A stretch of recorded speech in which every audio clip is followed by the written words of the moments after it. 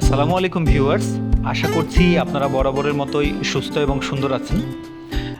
আজকের ভিডিওতে আমরা আলোচনা করব শিডিউল মেইনটেনেন্স কী এবং কেন করা হয়। ক্যাট G3516H এই মডেলের ইঞ্জিনটির শিডিউল মেইনটেনেন্সের সময় কী কাজ করা হয় এবং কোন স্পেয়ার পার্টসগুলি চেঞ্জ করা হয় এবং এই যে স্পেয়ার পার্টসগুলির লাইফ টাইমগুলি কেমন হয়, এই ইঞ্জিনের ওভারহোলিং কখন করা হয় এবং কত সময় পর কোন টাইপের ওভারহোলিং করতে হয়, এই সমগ্র বিষয় নিয়ে আজকের ভিডিওতে আলোচনা করার চেষ্টা করব। তো আশা করছি আপনারা সমগ্র ভিডিও জুড়ে সাথে থাকবেন। তো দেরি না করে চলুন শুরু করা যাক। ভিউয়ার্স, প্রথমে আমরা জানবো শিডিউল মেইনটেনেন্স কী এবং শিডিউল মেইনটেনেন্স কেন করা হয়। শিডিউল মেইনটেনেন্স বলতে আমরা বুঝি নির্ধারিত রক্ষণাবেক্ষণ এবং প্রয়োজনীয় মেরামত। এটি মূলত একটি প্রিভেন্টিভ মেইনটেনেন্স যা মেশিনকে হঠাৎ করে মেশিন ফেইলিওরের হাত থেকে বাঁচায় এবং মেশিনের দক্ষতা বৃদ্ধি এবং যন্ত্রপাতির লাইফ টাইম বৃদ্ধি করে। এটাই মূলত শিডিউল মেইনটেনেন্স। এখন যদি আমরা আসি শিডিউল মেইনটেনেন্স কেন করা হয়। শিডিউল মেইনটেনেন্স মূলত করা হয় মেশিনের দক্ষতা বৃদ্ধি, যন্ত্রপাতির লাইফ টাইম বৃদ্ধি এবং মেশিনকে হঠাৎ বন্ধর হাত থেকে রক্ষা করার জন্য এই শিডিউল মেইনটেনেন্সটি করা হয়। ভিউয়ার্স, এখন আমরা জানবো ক্যাট G3516H এই মডেলের ইঞ্জিনটির শিডিউল মেইনটেনেন্সের সময় কী কাজ করা হয় এবং কোন স্পেয়ার পার্টসগুলি চেঞ্জ করা হয়। প্রথমে বলে রাখি, এই মডেলের ইঞ্জিনটি সাধারণত প্রতি 2000 ঘন্টা চলার পর শিডিউল মেইনটেনেন্স করার প্রয়োজন পড়ে, অর্থাৎ 2000 ঘন্টা পর শিডিউল মেইনটেনেন্স করা হয় এবং ওই শিডিউল মেইনটেনেন্সে প্রথমে লুব অয়েল চেঞ্জ করা হয়। লুব অয়েল চেঞ্জের জন্য এখানে 416 লিটার অর্থাৎ 2 ড্রাম মতো লুব অয়েলের প্রয়োজন হয়। লুব অয়েল ফিল্টার চেঞ্জ করা হয়, এখানে লুব অয়েল ফিল্টার 3 পিসের প্রয়োজন হয়। ভালভ ট্যাপেট অ্যাডজাস্ট করা হয়, অল্টারনেটর গ্রিজিং করা হয়, স্পার্ক প্লাগের গ্যাসকেট এবং স্পার্ক প্লাগগুলি ক্লিন করা হয়, অল্টারনেটরের এয়ার গ্যাপ মেজার করা হয়,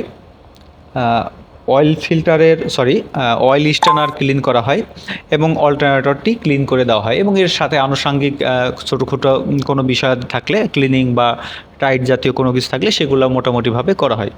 তো সব মিলিয়ে শিডিউল মেইনটেনেন্সে এই কাজগুলি বেশিরভাগ সময় করা হয়ে থাকে। ভিউয়ার্স, এরপরে আমরা এই ইঞ্জিনে যে স্পেয়ার পার্টসগুলি ব্যবহার করা হয় সেই স্পেয়ার পার্টসগুলির যদি লাইফ টাইমগুলো একটু দেখি, তাহলে প্রথমেই আসে এয়ার ফিল্টার। সাধারণত এয়ার ফিল্টারের লাইফ টাইম 1500 ঘন্টা হয়ে থাকে, তার মানে 1500 ঘন্টা পরে এয়ার ফিল্টারটা চেঞ্জ করে দেওয়া হয়, নতুন এয়ার ফিল্টার লাগানো হয় ইঞ্জিনে। এরপরে অয়েল ফিল্টারটা এর লাইফ টাইম 2000 ঘন্টা এবং এটি সাধারণত শিডিউল মেইনটেনেন্সের সময় করা হয়ে থাকে। লুব অয়েলও সেম 2000 ঘন্টার লাইফ টাইম। স্পার্ক প্লাগ সাধারণত এর বেসিক্যালি লাইফ টাইম 4000 ঘন্টা।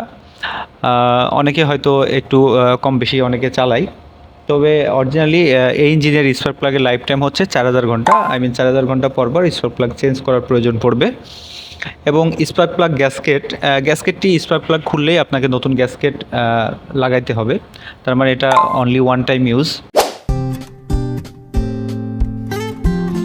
ভিউয়ার্স, এ পর্যায়ে আমরা এই ইঞ্জিনটির ওভারহোলিং শিডিউল সম্পর্কে একটু জানার চেষ্টা করব।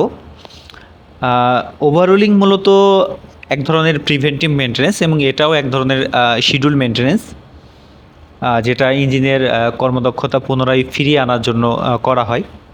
তো সাধারণত এই ইঞ্জিনের 3 ক্রাইটেরিয়ার ওভারহোলিং হয়ে থাকে। একটা হচ্ছে টপ ওভারহোলিং, সেকেন্ড হচ্ছে ইনফ্রেম ওভারহোলিং এবং থার্ড হচ্ছে মেজর ওভারহোলিং।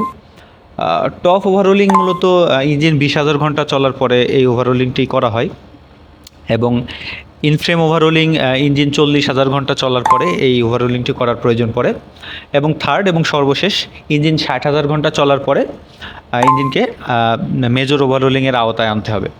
তো মূলত এই 3 ক্যাটাগরির ওভারহোলিং এই ইঞ্জিনে করা হয়ে থাকে। তো ভিউয়ার্স, আশা করছি আপনারা আজকে ক্যাটারপিলার ব্র্যান্ডের এই ইঞ্জিনটির শিডিউল মেইনটেনেন্স এবং ওভারহোলিং সম্পর্কে মোটামুটি একটা আইডিয়া পেয়েছেন। পরবর্তীতে আমি সিকোয়েন্স অনুযায়ী ওভারহোলিং এবং শিডিউল মেইনটেনেন্সের বিস্তারিত ভিডিও নিয়ে আপনাদের সামনে হাজির হব। তো আজকে এখানে শেষ করছি, সে পর্যন্ত সবাই ভালো থাকবেন, সুস্থ থাকবেন। সবাইকে ধন্যবাদ। আসসালামু আলাইকুম।